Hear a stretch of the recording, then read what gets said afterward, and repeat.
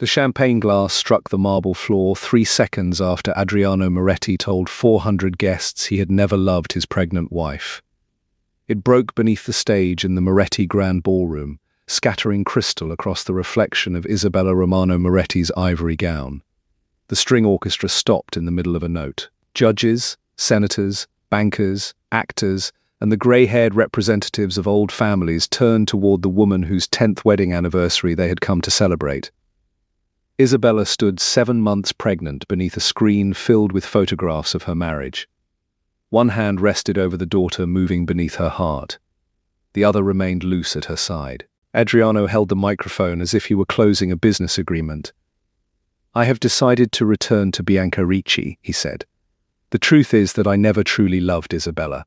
This marriage should never have happened." Behind him appeared a photograph from their wedding day.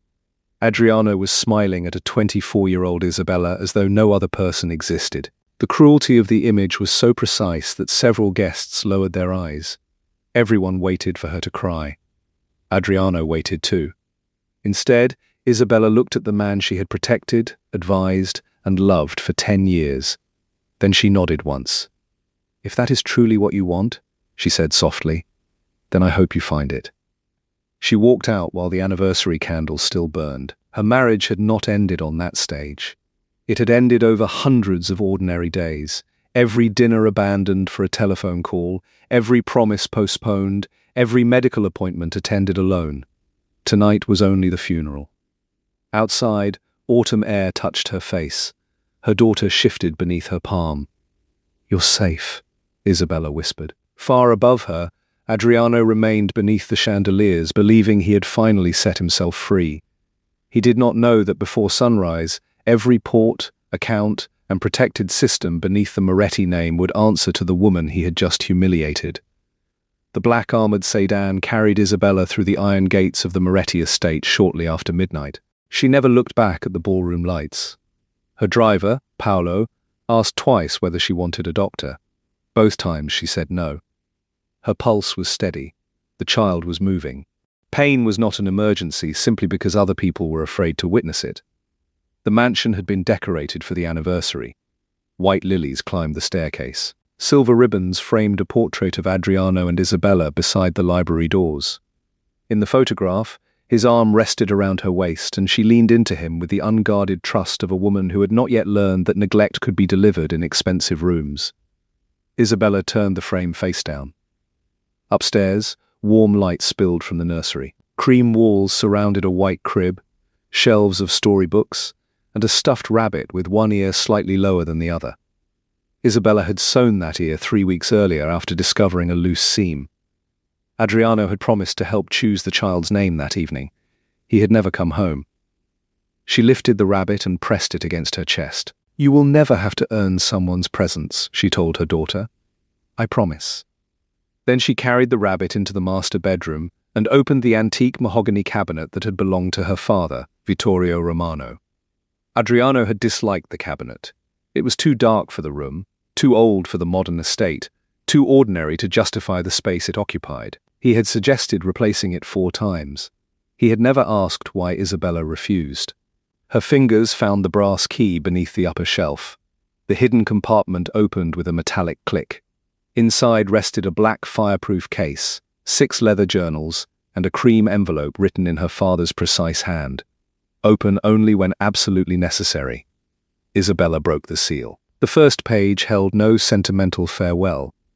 Vittorio Romano had never confused love with softness. "My dearest Isabella, if you are reading this, someone has mistaken your silence for surrender."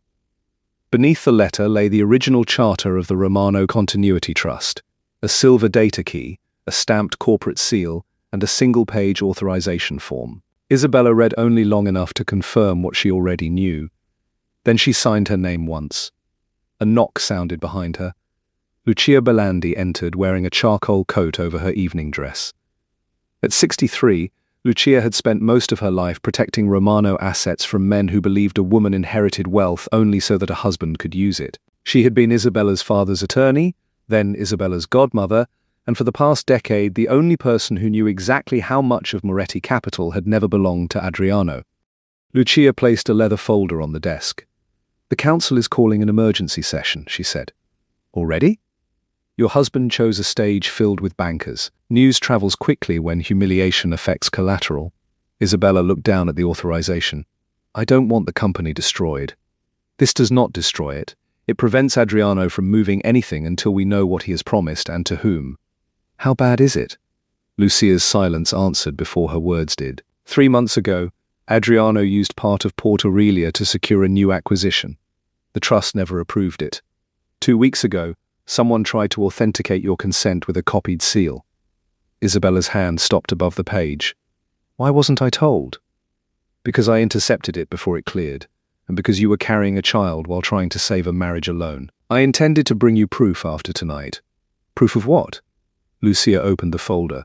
On top was a photograph of Bianca Ricci leaving a private office owned by Salvatore Vescari, Adriano's most patient rival.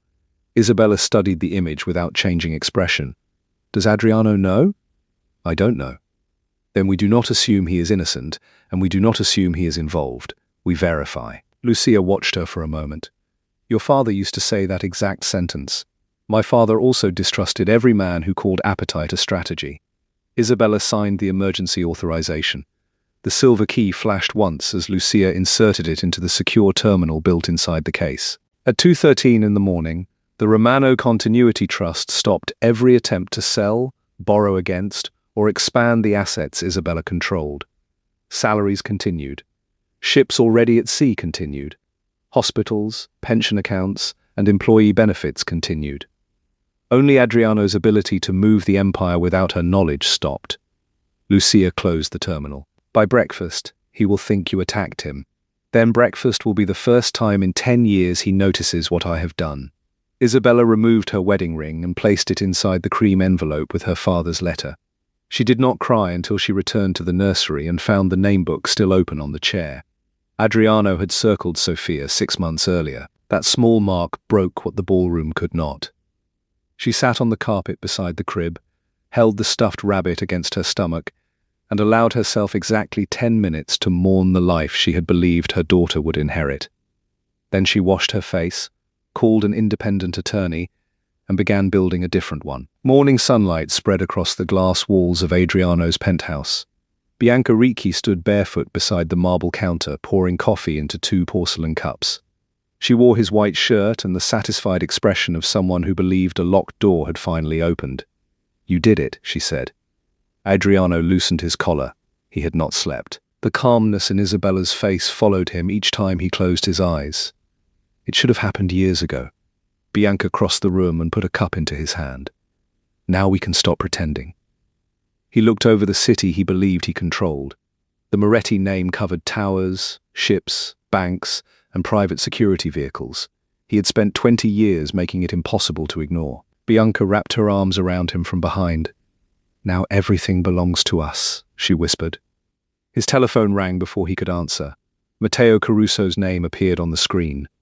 "We have a problem," Matteo said without greeting. "What kind?" "The Romano Trust froze every unapproved transfer and expansion signed in the past 18 months. Legal is waiting. The council meets at 10. Bianca's arms slowly fell from Adriano's waist. "That trust is ceremonial," he said. "It was ceremonial while Isabella allowed it to be." Adriano turned toward Bianca. For 1 second, something unreadable crossed her face. Then concern replaced it. "Go," she said. "Fix this." At 8:15, the executive conference room at Moretti Capital was silent enough to hear the ventilation system. Nobody touched the coffee. A projection of the company's holdings covered the far wall, but half the lines were now red. Adriano entered, with Matteo beside him. "Tell me what she stopped." Chief Counsel Aaron Vale opened a binder. "Nothing that keeps people paid or ships moving. She stopped your ability to sell, pledge, or expand without her approval. Then override it."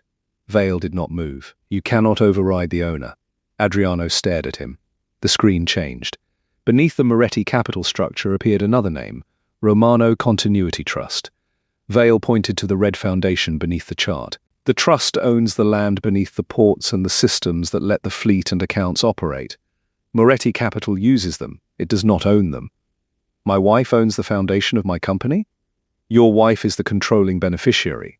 Without her assets, the empire cannot function." Adriano looked toward Matteo. You knew? He knew Vittorio Romano supplied the foundation. Did not know ownership never transferred. Neither did you, because you signed the summary and left the agreement unread. The rebuke would have cost another man his position. Matteo delivered it without lowering his eyes. Adriano turned back to the screen. Why now? Vale slid a document across the table. Someone pledged a Romano asset using your account and a copy of Mrs. Moretti's seal. Her verified signature is missing. Who submitted it? It entered through your private authorization account. The room seemed to contract. Adriano remembered a night 6 weeks earlier. Bianca had been in his office. He had left his tablet unlocked while taking a call. When he returned, she was standing beside the window with 2 glasses of wine. He pushed the memory away because accepting it would require accepting too many other things at once. Until the council meets, nothing disputed moves, Vale said. Adriano looked again at the red lines spreading beneath his name. For years, he had treated Isabella's family legacy as beautiful old stone beneath the modern tower he built. He had never considered that removing it might bring the tower down.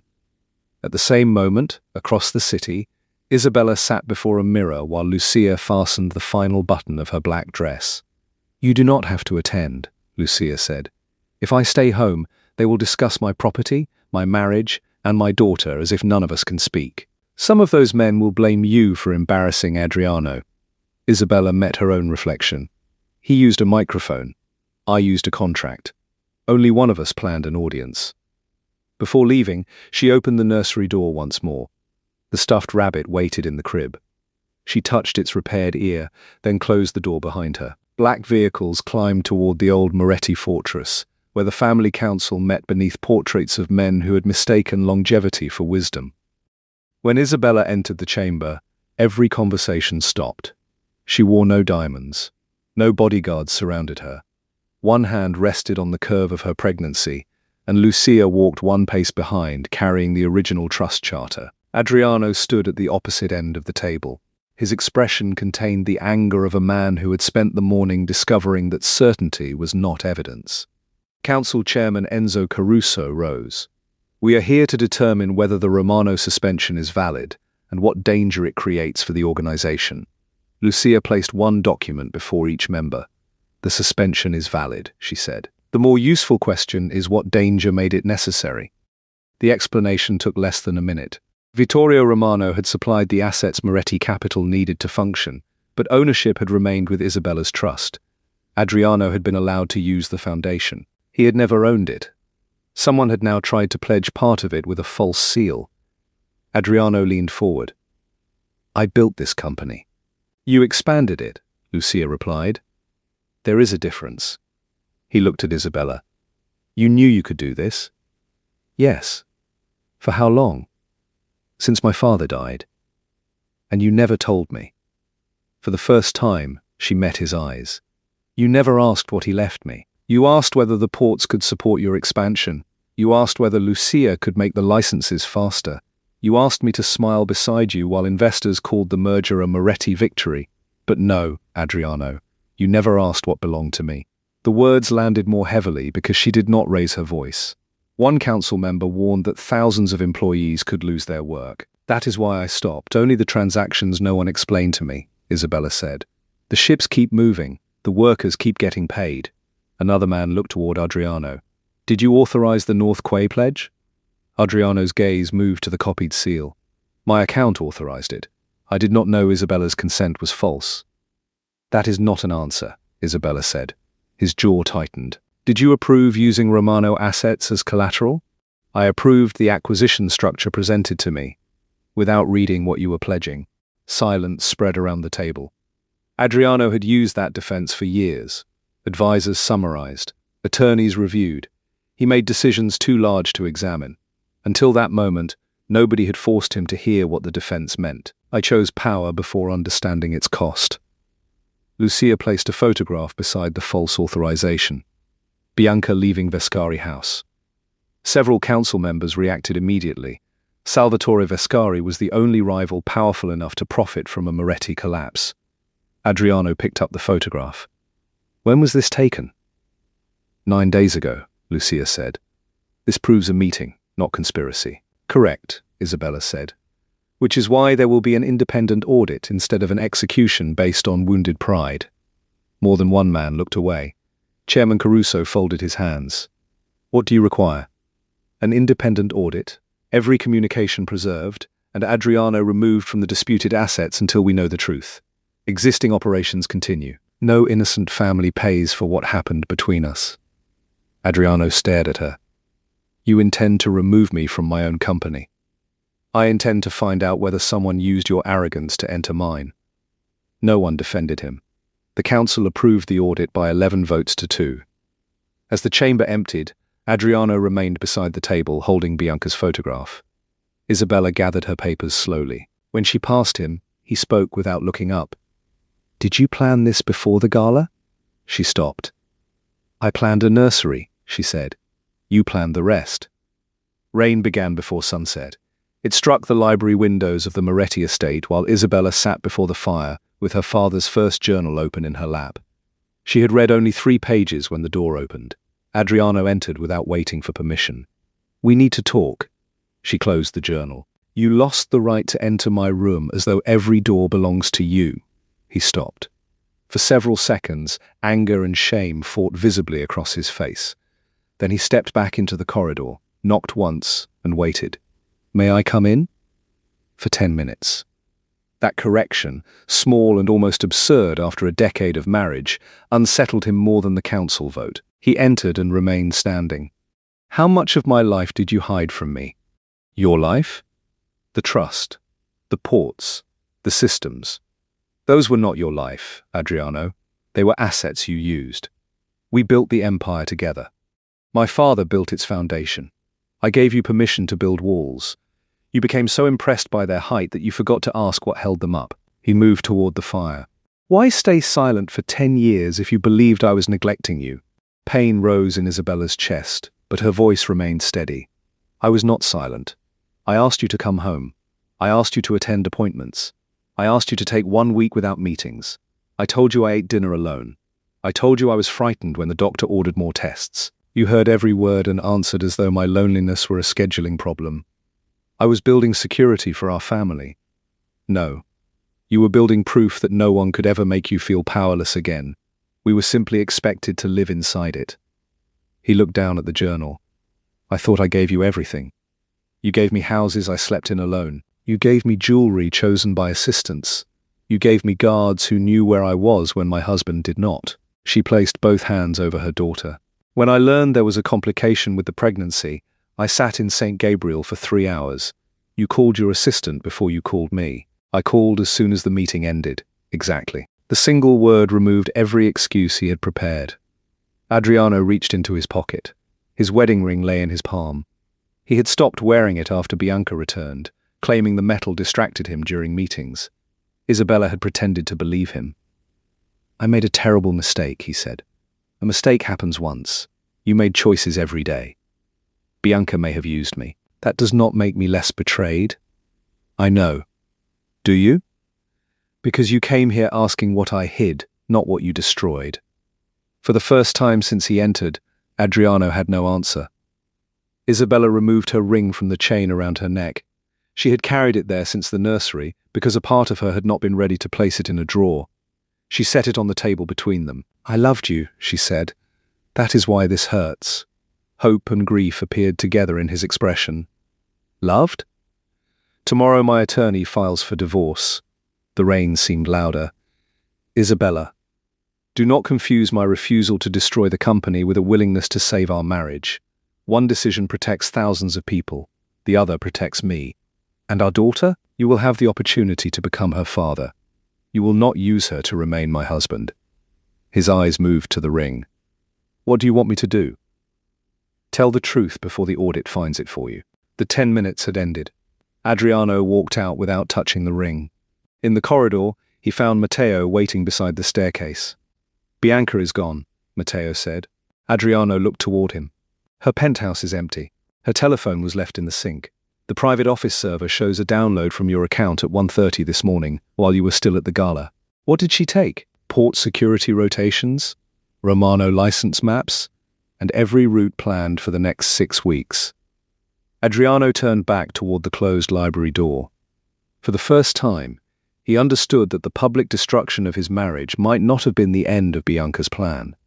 It might have been the opening move. Adriano reached Bianca's penthouse 12 minutes after midnight with Matteo and 4 security officers behind him. The door was unlocked. Inside, every surface had been wiped clean. Dresses were gone from the closet, medicine removed from the bathroom, framed photographs taken from the bedroom. Only the coffee cup she had used that morning remained on the kitchen counter. Beside it lay Adriano's anniversary gift to her, a diamond bracelet he had purchased while Isabella attended a prenatal appointment alone. He stared at it until Matteo placed a tablet on the counter. We recovered part of the download log.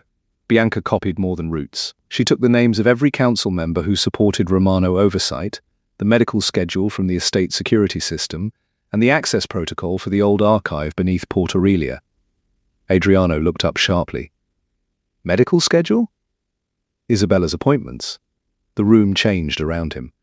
Until that moment, the theft had still belonged to the category he understood. Leverage, assets, territory, pride. The inclusion of Isabella's medical schedule gave it a different shape. Double the estate guard. Lucia already replaced them with Romano security. Without consulting me? Matteo's face hardened. Someone entered your account, stole information about your wife, and disappeared after sleeping in your bed. Lucia would be negligent if she consulted you first. Adriano took one step toward him. Matteo did not move.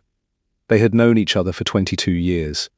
Matteo had buried a brother because of Moretti business and carried a scar beneath his ribs from protecting Adriano during a dock war in Marseille. He had earned the right to say what other men feared. Do you want obedience? Matteo asked. Or do you want Isabella alive? The answer arrived without dignity. Alive. Then let people who have not been compromised protect her. Adriano looked around the empty penthouse. Bianca had not merely left, she had prepared an absence. He remembered how often she had asked about the old ports, how easily she had turned conversations toward Isabella's inheritance, how she had laughed when he complained that his wife cared more about charities than expansion. Every memory now contained a second meaning. He had believed secrecy made him difficult to manipulate. In truth, Bianca had needed only to praise the part of him Isabella kept asking him to examine. Find her, he said, and when we do, the old answer would have been immediate. Bring her to me. Close the doors. Let fear produce the truth. Adriano looked at the abandoned bracelet. Keep her alive. Preserve everything she says. Matteo nodded once. It was not redemption. It was simply the first order Adriano had given in years that placed truth above pride. The audit began the next morning while Isabella attended a prenatal appointment. Sophia's heartbeat was strong, but the doctor warned that stress was pushing Isabella's blood pressure too high. Your daughter does not negotiate with corporate calendars, she said. When Isabella and Lucia left St. Gabriel, a black sedan pulled away from the opposite curb and followed them through 3 turns. Their driver lost it by cutting through Romano Bank's secured underground entrance. Cameras captured a plate belonging to a vehicle stolen from a Viscari company. You should leave the city, Lucia said. I will accept protection, Isabella replied.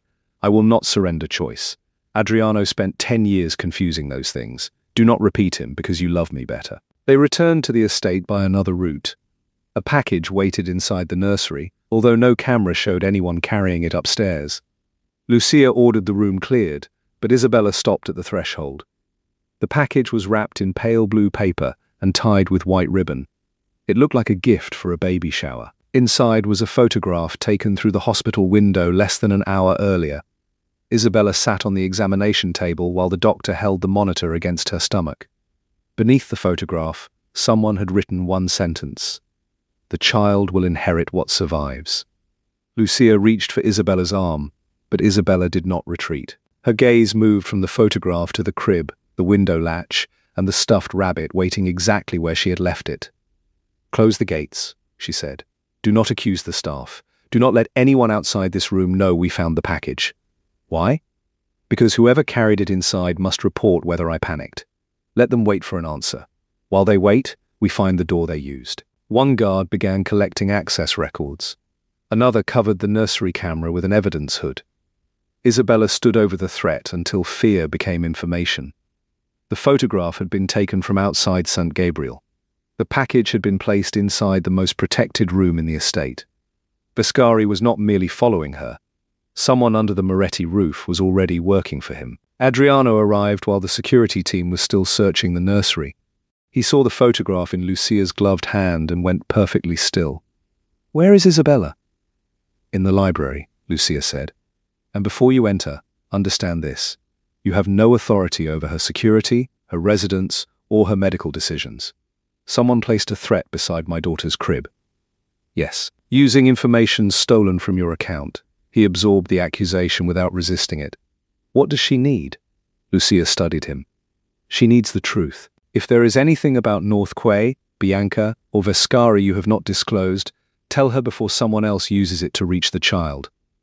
Adriano entered the library only after knocking. Isabella stood beside the window wearing the same white coat from the hospital. The photograph of her marriage remained face down on a side table. "Sophia is healthy," she said before he could ask. "The doctor wants less stress. Apparently, no one informed our enemies.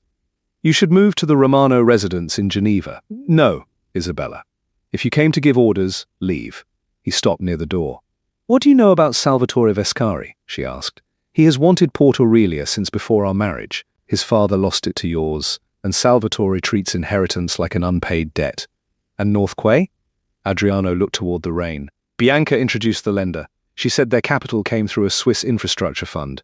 My advisors confirmed the registration. Registration is not ownership. I know that now." "What did she receive if the acquisition closed?" "A board seat, 2% of the project." "And what did you receive?" He understood the real question. "The largest privately controlled port network on the Atlantic coast." "There it is. I did not know the lender was connected to Vascari, but you knew I had not approved the collateral. Bianca told me the trust consent was administrative and would be completed after closing. You accepted her answer because it allowed you to take what you wanted." He said nothing. Isabella turned toward him. "Do not ask me to believe you were fooled, as though deception happened in an empty room." She found the door. "Your choices opened it." "I understand." "Not yet. But perhaps you are beginning to." He reached into his coat and placed a password card on the desk. "This accesses every private account, message archive, and off-book ledger connected to me. The audit team will have complete access." "Including information that could remove you permanently?" "Including information that could put me in prison." She looked at the card but did not touch it. "Are you giving me this to protect Sophia or to earn forgiveness?" The question cut cleanly through every speech he might have made. "To protect Sophia. If you never forgive me, the threat still exists." Isabella pressed the call button beside the desk. Lucia entered moments later. "Give this directly to the auditors," Isabella said. "Document the transfer. Adriano receives no promises in exchange." "Understood." Adriano turned to leave. "One more thing," Isabella said. He looked back. "You will not put armed men around me without my approval. You will not follow me in secret. You will not decide that danger restores rights you surrendered. If you have information, you bring it to Lucia. If I say no, the answer remains no. And if I believe the answer could get you killed, then you tell me why. You do not take the choice from me." He nodded slowly. "All right." It was the first boundary she had set that he accepted without negotiation. The password card broke the audit open. By evening, investigators had traced the North Quay money to Salvatore Vascari. Bianca had been promised control of Port Aurelia if scandal removed Adriano and panic weakened the company. The anniversary announcement had not merely satisfied her cruelty. It was meant to make the empire stumble long enough for Vascari to seize its most important port. There was only one problem with the plan. Bianca had believed Isabella was decorative. At the next council session, Lucia displayed the agreement on the chamber screen. Men who had defended Adriano the previous day now read in silence. Chairman Caruso removed his glasses. "If the trust terminates its licenses, Vascari's collateral becomes worthless. So does half of Moretti Capital," one director said. "Then terminate it," another replied. "Better ashes than Vascari ownership." The room divided instantly. Old men discussed employees as numbers and war as an accounting method. One proposed closing every terminal. Another wanted Adriano restored long enough to strike Vascari before the lenders acted. Isabella listened until their voices became loud enough to reveal how little any of them understood. Then she stood. No. Silence returned. The existing operating licenses will be renewed for 3 years, she said. Port employees keep their jobs. Pension funds remain protected. Active partners receive continuity guarantees. The disputed loan receives nothing. North Quay is abandoned. One director stared at her. You could force Moretti Capital into liquidation and acquire the legal businesses for a fraction of their value. Yes? Then why would you not? Because a crane operator did not betray me. A nurse whose pension holds Moretti bonds did not invite Bianca into my marriage. Power that cannot distinguish the guilty from the innocent is only appetite wearing a suit. Adriano lowered his eyes. Lucia distributed the conditions. Independent oversight. Corrected ownership disclosures. Employee protections. No new debt against Romano assets. Permanent removal of Bianca's shell companies. Temporary transfer of Adriano's voting authority pending final investigation. Chairman Caruso turned toward him. Do you contest the transfer? Every person watched Adriano. The man he had been 2 days earlier would have threatened the council, challenged the charter, and treated surrender as death. Now he saw the photograph left beside his daughter's crib. He saw Isabella alone in the hospital because he had considered an acquisition more urgent than fear. No, he said. The word moved through the chamber like a change in weather. He removed the silver Moretti Capital badge from his coat and placed it on the table. Matteo will serve as interim chief executive. The audit receives everything. One of his oldest allies rose. You are handing the empire to your wife because she embarrassed you?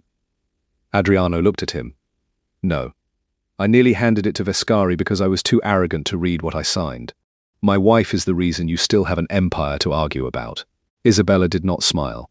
She did not forgive him. But for the first time since the gala, she looked at him without seeing a man hiding behind another excuse.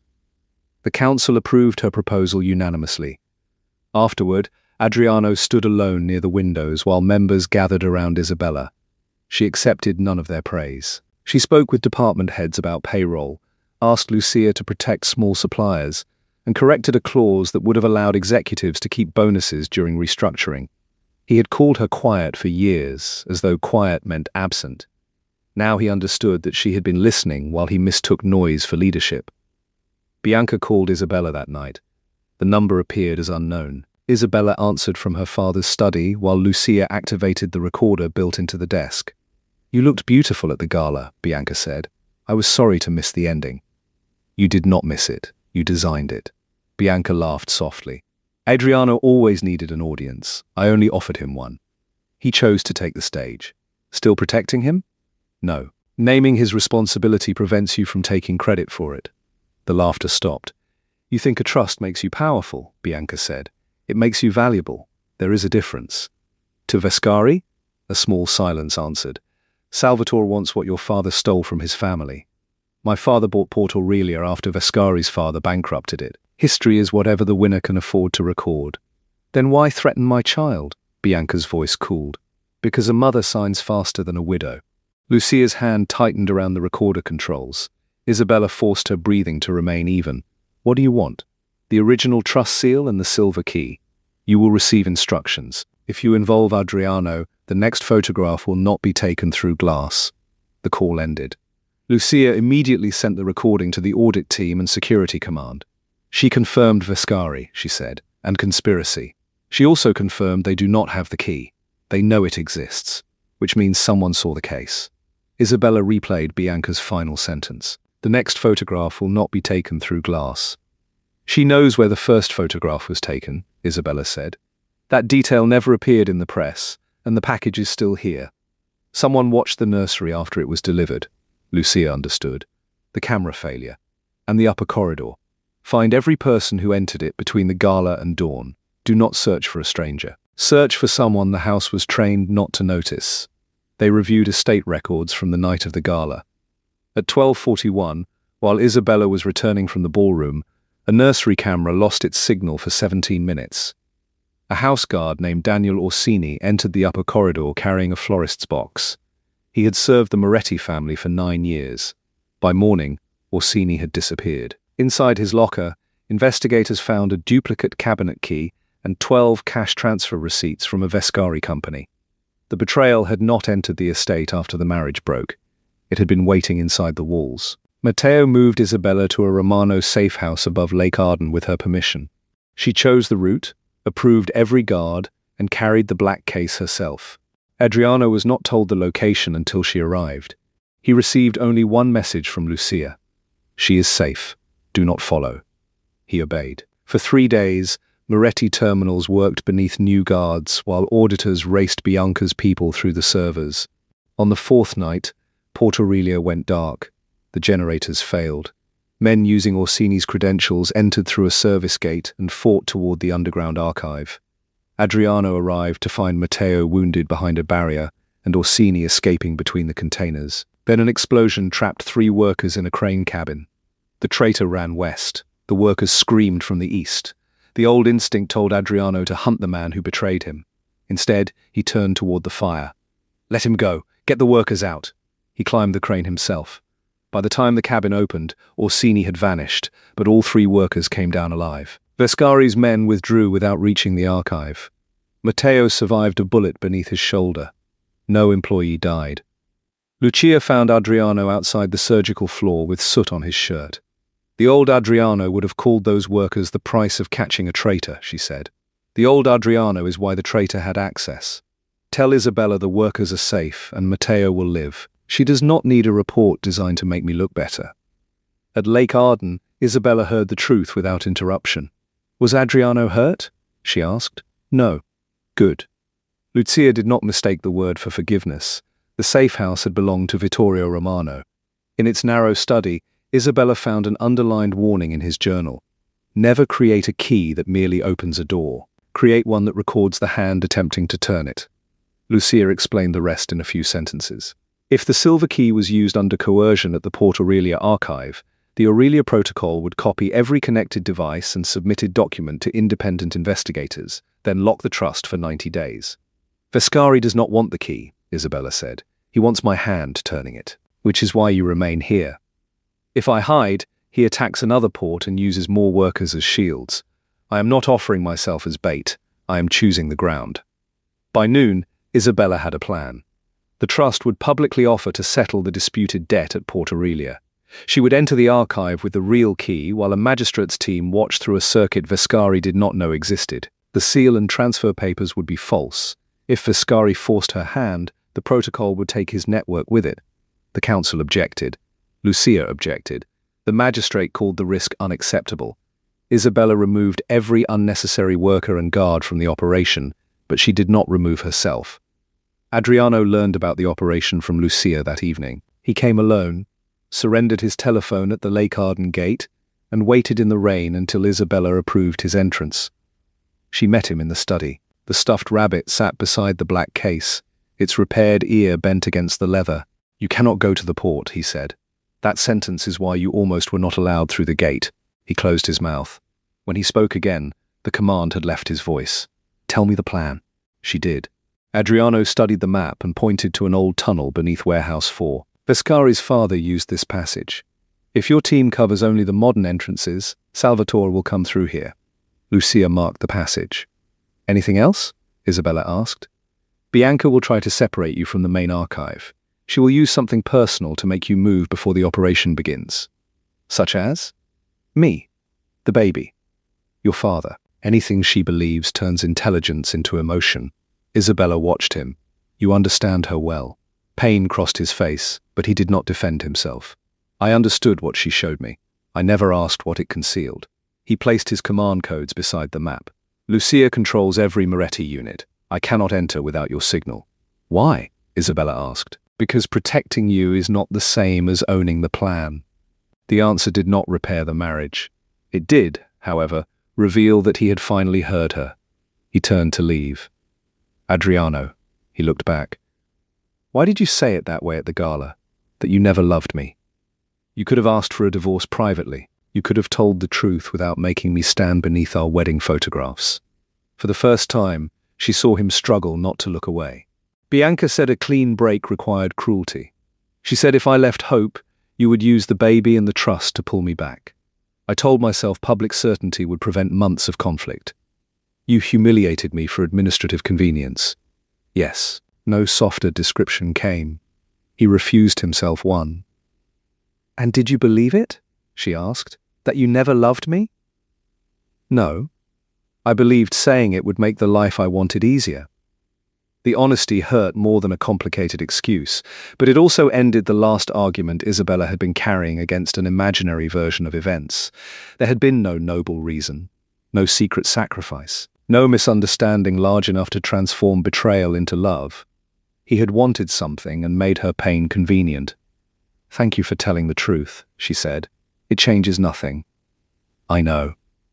He left without asking her to reconsider the operation or the divorce. The settlement announcement went out at 9 the next morning. At 9:17, Bianca sent instructions to Isabella's private line. "Come to the old customs house at 6. Bring the key and seal. No counsel, no Adriano. If you go to the archive, we take someone you love before you arrive."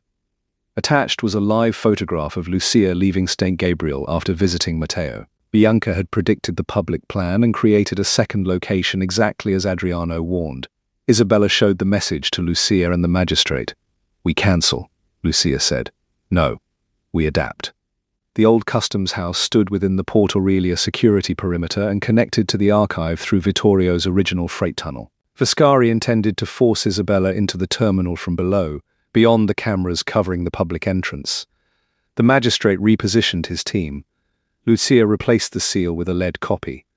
A transmitter disappeared inside Isabella's father's brooch. The silver key remained real.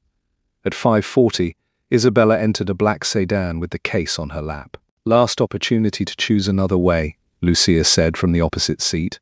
"I chose another way 10 years ago. I waited for a man to notice what his choices were doing. I will not build Sophia's safety out of waiting." Lucia reached across the case and held her hand. "Then we finish it." The customs house had been abandoned for 12 years. Salt clouded its windows. Rust marked the steel doors. Beyond the walls, container cranes moved against the evening sky like enormous black birds. Isabella entered alone as instructed. Bianca waited beneath a broken clock, wearing a red coat and holding a pistol at her side. 2 armed men searched Isabella, removed the brooch, and crushed it beneath a boot. "Your father's jewelry was always terribly heavy," Bianca said. "Your threats were more imaginative over the telephone." Bianca smiled. "Adriano loved that about you. The calm little blade hidden inside every sentence. You seem very interested in what Adriano loved for a woman who claims to have won him." The smile thinned. One of the men opened the black case and inspected the key. "Did you ever love him?" Isabella asked. Bianca looked almost offended. "Love is what women call the price they pay for access. Adriano was a door. He wanted admiration, I gave it to him, and he opened." The answer should have comforted Isabella. It did not. Adriano's betrayal was not less real because Bianca had performed her affection. He had chosen the performance because it asked nothing difficult of him. "You did not defeat me," Isabella said. "You found a man willing to betray his family and mistook being chosen by him for power." Bianca stepped close enough for the scent of her perfume to cross the space between them. "And yet you walked out alone." Alone is not the same as defeated. You will understand the difference soon. For the first time, Bianca's confidence slipped. She raised the pistol a few inches, using the weapon to recover what the conversation had taken. "Where is Vascari?" Isabella asked. "Close enough." "Then tell him he cannot transfer the trust with a key and seal. He needs council confirmation. He needs 90 minutes of control. By the time the council understands what happened, the debt, terminals, and access rights will sit inside jurisdictions your attorneys cannot reach." Bianca stepped closer and looked down at Isabella's stomach. "You should have stayed quiet. You were very good at it. You confused quiet with empty. Adriano made the same mistake." The rear door opened. Salvatore Vascari entered with Daniel Orsini beside him. Vascari was 58, silver-haired, and dressed with the restraint of a man whose violence was usually carried out by people in less expensive clothes. He regarded Isabella with almost paternal regret. "Your father and mine spent their lives fighting over Port Aurelia," he said. "It is unfortunate their children had to finish the conversation. Your father lost the port because he stole from his own workers. Mine bought the debt and paid their wages. That is the Romano version. Payroll records are less poetic than family legends." Vascari smiled. "You see why Adriano grew tired." Isabella felt Sophia move and rested one hand against the place. Adriano grew careless because he believed wanting more was the same as deserving it. You made the same calculation. Vascari gestured toward the tunnel door. Orsini took Isabella's arm. She pulled free before he could tighten his grip. "Touch me again," she said, "and whatever happens next begins with you." Something in her voice made him hesitate. Bianca noticed and shoved Isabella forward herself. The freight tunnel descended beneath the customs house. Water moved along the edges of the old stone floor. At the far end, a steel door opened into the Romano archive, a circular chamber built below the port before digital records existed. The central terminal recognized the silver key immediately. Romano beneficiary verification required. Vascari placed the false transfer documents beside the scanner. Authenticate the key and sign. No. Bianca pressed the barrel of her pistol beneath Isabella's ribs, inches above Sophia. You are in no position to be brave. This is not bravery. The transfer you prepared is defective. The trust will reject it. Then correct it, Vascari said. Isabella read the first page. As expected, the document attempted to assign operating control to a Vascari company while disguising the transfer as temporary debt settlement. She marked 2 clauses and entered a replacement authorization on the terminal. Her fingers did not shake. Sophia moved hard beneath her ribs. Bianca felt it through the hand holding the pistol and smiled. She knows her mother is afraid. She knows her mother is here. Vascari tapped the paper. Sign, and your daughter leaves this place with every privilege her name can buy.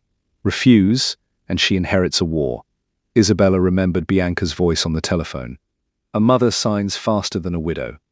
They had built the entire plan around the belief that motherhood made a woman easier to command. They had never understood that carrying Sophia had not made Isabella reckless. It had made every consequence clearer. My daughter will inherit neither your war nor Adriano's, she said. She will inherit the truth about both. Vascari leaned over her shoulder. What did you change? The jurisdiction and confirmation route. Unless you prefer the council receiving an alert before we finish. He signaled for her to continue. Isabella inserted the silver key. The screen turned white. She placed her palm on the verification surface and entered the coercion code her father had hidden in the journal date. Aurelia Protocol active. For half a second, nobody understood. Then steel shutters dropped over both tunnel entrances. Every device in the chamber connected automatically to the archive. Vascari's transfer papers, Bianca's telephone, Orsini's access card, and the active debt network began copying to independent servers. Vascari seized Isabella by the shoulder. What did you do? Recorded the hand attempting to turn the key. Bianca raised the pistol. The chamber lights died. Emergency red lamps activated as the magistrate's team breached the customs house above. Gunfire sounded in the tunnel. Orsini ran toward the sealed western door. Vascari dragged Isabella behind the terminal, one arm across her throat. Reverse it, he ordered. It cannot be reversed for 90 days. Then you have made yourself useless. Adriano's voice came from the eastern passage. Let her go. He stood beyond the half-lowered emergency barrier with a pistol aimed at Vascari. Lucia was behind him with 2 tactical officers. She had authorized his entry only after Isabella triggered Aurelia. Bianca moved beside Isabella and pressed her weapon against the curve of the pregnancy. Put it down, Adriano. His eyes fixed on the gun touching his daughter. Vascari smiled. Here is the truth your wife never understood. Men like us always choose the empire. Convince her to unlock the trust when the protocol ends, and I will return enough of Moretti capital for you to rule. Refuse, and by morning every off-book company you built will belong to prosecutors or creditors. Adriano looked at Isabella. The woman he had humiliated stood with a weapon against their child because his hunger had given Bianca access, because his signature had given Vascari leverage, because he had spent years believing consequences could be assigned to other people. Lucia, he said, never taking his eyes from Isabella, release my full ledgers to Magistrate Russo. Domestic and foreign. Every account. Vascari's smile vanished. The files would expose Vascari transactions hidden beside Moretti operations. They would also expose Adriano. You will lose everything, Vascari said. I already chose what mattered last time, Adriano replied. I was wrong. He lowered his pistol and placed it on the stone floor. The empire is finished if that is the price. Let them go. Bianca stared at him. You would burn 20 years for her after telling the world you never loved her? What I said was a lie. What I did to her was real. Do not confuse the two. Isabella watched him place the weapon on the floor. Surrendering the ledgers did not restore the dinners he had missed or erase the 400 faces that had watched him discard her. It did not turn betrayal into sacrifice. But this choice was not a speech made after danger had passed. It placed his freedom, his name, and everything he had built beyond recovery while a gun rested against Sofia. For the first time, Adriano was not asking Isabella to pay for the thing he wanted. Lucia transmitted the release command. Vascari struck Isabella across the face and reached for the key. In the same instant, Isabella drove the heavy lead seal into Bianca's wrist. The pistol fell. Isabella kicked it beneath the terminal and dropped behind the stone base as officers crossed the barrier. The chamber erupted into movement. Orsini surrendered first. Bianca reached for the weapon and found Adriano's hand around her arm. He pushed her away from Isabella without striking her. Tactical officers forced her to the floor and secured her wrists. Vascari escaped through a maintenance hatch before the western shutter closed completely. Adriano followed him onto the rain-swept loading platform above the harbor. They fought between rusted rails while police lights spread across the terminal. Vascari drew a knife. Adriano disarmed him and forced him to his knees at the edge of the water. For one suspended second, Adriano held the recovered pistol against the rival's head. Killing him would have been simple. It would have satisfied every rule Adriano had inherited. It would also turn the only man who could confirm the network into a corpse and teach his daughter, before she was born, that fear was the final language of her family. "Do it," Vascari said. "Prove you are still a Moretti." Adriano looked through the rain toward the archive entrance. Isabella stood beneath a blanket while Lucia held her upright. He lowered the gun. "No," he said. "For once, I will prove I can be something else." Magistrate Russo's officers took Vascari alive. Adriano returned to the archive as Isabella bent forward, one hand gripping Lucia's arm. "The baby," she whispered. Her water had broken nearly 8 weeks early. The drive to St. Gabriel took 18 minutes. Adriano followed in a separate vehicle because Isabella had not invited him into hers. Even then, with sirens clearing the road and fear stripping every other thought from his mind, he respected the boundary. Doctors moved Isabella into the delivery suite while Lucia remained beside her. Adriano stopped outside the doors. Hours passed beneath fluorescent lights. Matteo, pale from surgery, had himself brought down in a wheelchair and waited across from him. "Vascari is in custody," Matteo said. "Bianca and Orsini too." The ledgers reached Russo. Adriano nodded. "You understand what that means for you?" "Yes.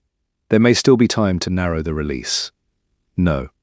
Matteo studied the man. He had followed through 2 decades of expansion and blood. Was it worth it? A small cry came through the delivery room doors. Adriano closed his eyes. "Ask me something difficult."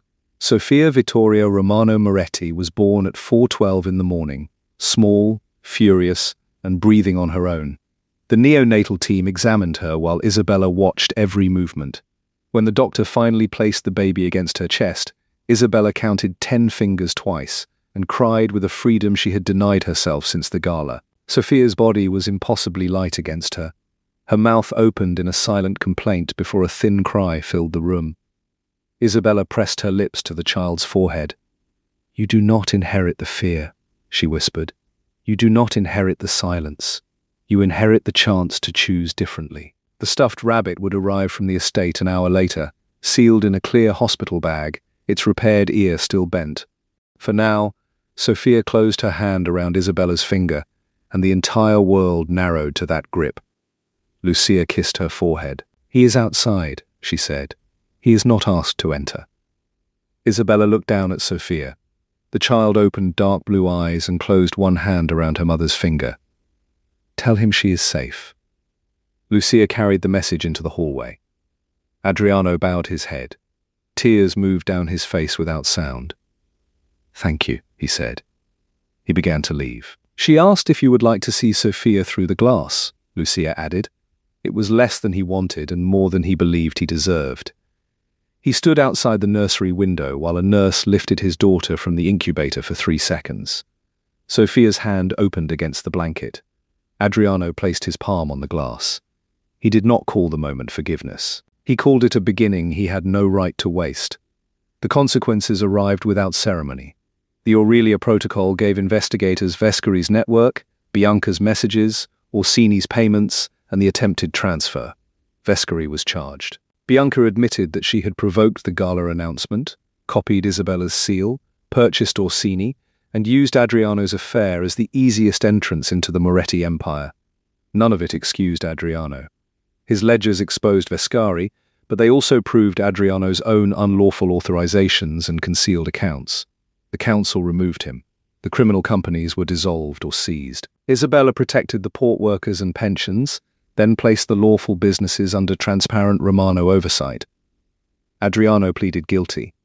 His cooperation reduced the sentence to 14 months, but did not erase it. When an attorney called 14 months in federal custody a victory, Adriano ended the meeting. "A victory is something earned," he said.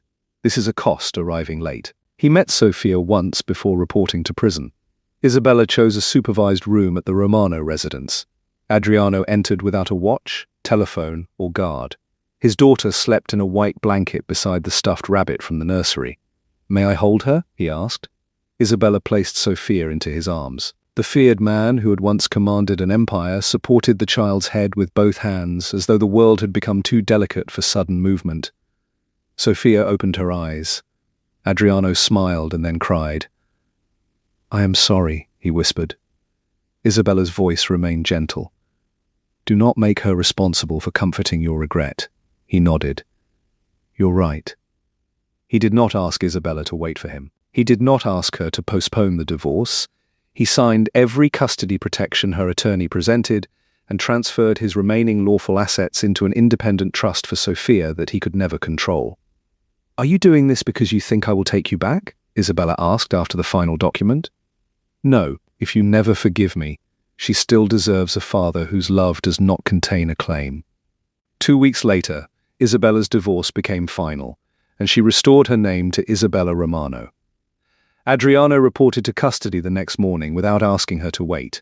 He wrote Sofia every Sunday about ordinary things instead of empires. Snow beyond his window, a book about trees, bread he was learning to bake. Isabella saved the letters beside Vittorio's journals. During those 14 months, she raised Sofia, opened the company's ownership records, and turned former security funds into restitution. The empire survived, smaller and cleaner. The marriage did not.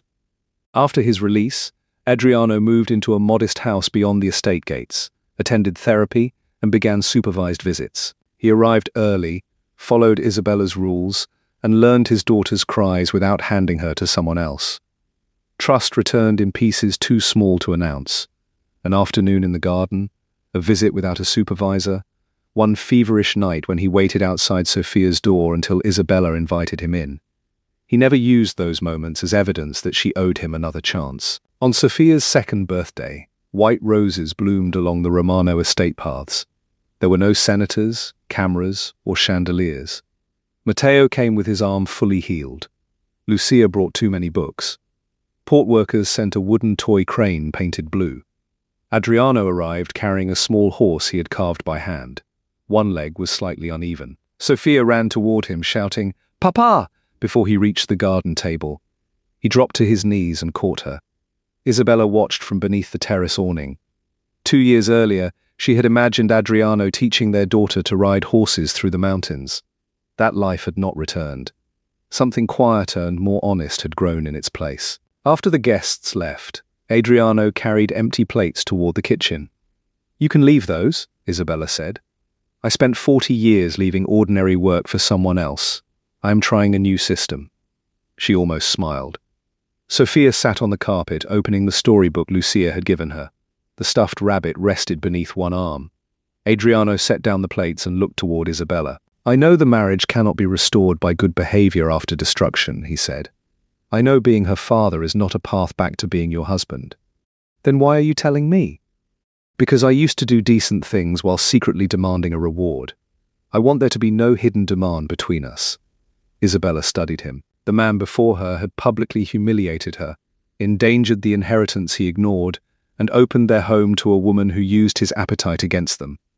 He had also surrendered his power, exposed his own crimes, accepted punishment, and learned to love their daughter without treating access to the child as ownership of the mother. The second truth did not erase the first. It simply meant the first was no longer the only truth he was creating. "You are becoming the father Sophia deserves," she said. His eyes lowered. "That is enough. It has to be. I know." She looked toward the dining room, where 3 places remained set after the party. "Stay for dinner," she said. "Sophia wants you to read the tree story again." Adriano did not interpret the invitation as forgiveness, reconciliation, or promise. He simply nodded and followed his daughter when she carried the book toward him. Years later, people still remembered the broken champagne glass, the silent orchestra, and the pregnant wife who walked through 400 witnesses without begging a powerful man to choose her. They said Isabella found her strength that night. They were wrong. She had possessed it all along. What she found was the freedom to stop spending it on a marriage that consumed her. The night he told the world he had never loved her, everyone believed they were watching a queen lose her crown. In truth, they were watching a woman set it down, walk out of the ballroom, and discover she had never needed it to rule her own life.